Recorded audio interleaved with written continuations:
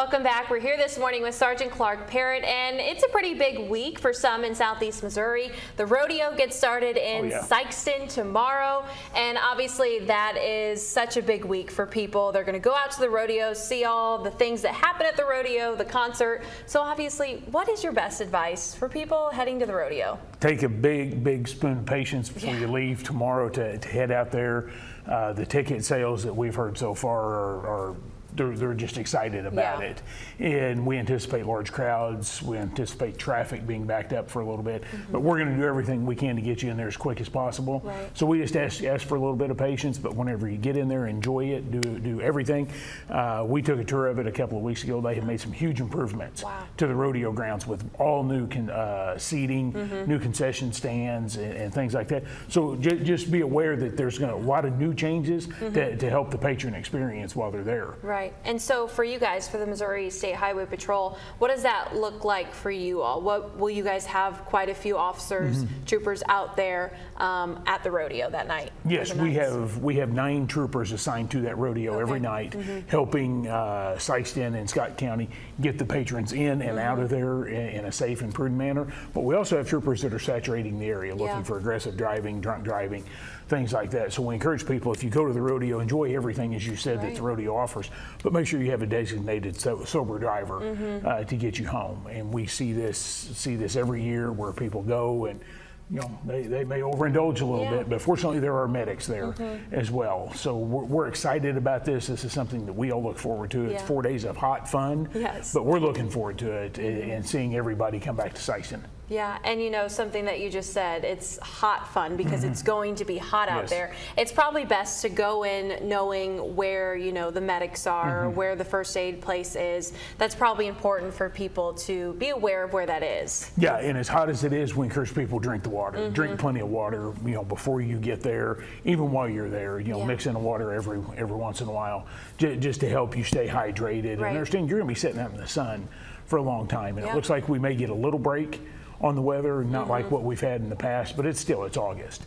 So we expect that. And there's probably, even though Brian doesn't say much about the rain, there's probably going to be a rain in there somewhere because it's the rodeo.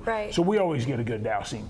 But we're just encouraging people to go out and have fun, but also be mindful of how much we consume and what we do and how we interact with each other, because we want this to be a fun time. This is a huge event, not only for Sikeston, but also Southeast Missouri. For sure. And I feel like something else that is coming up that is on a lot of people's mind is school starting. I'm sure kids are not excited about it, but it's inevitable. School has to start in August. What's your best advice as school does get started? What do you guys kind of see that people need to maybe be better at as school begins? Well, we're going to have a lot of new drivers. A lot of kids got their driver's license over the summer, so they're excited. They've got a car. They have a little bit of freedom now.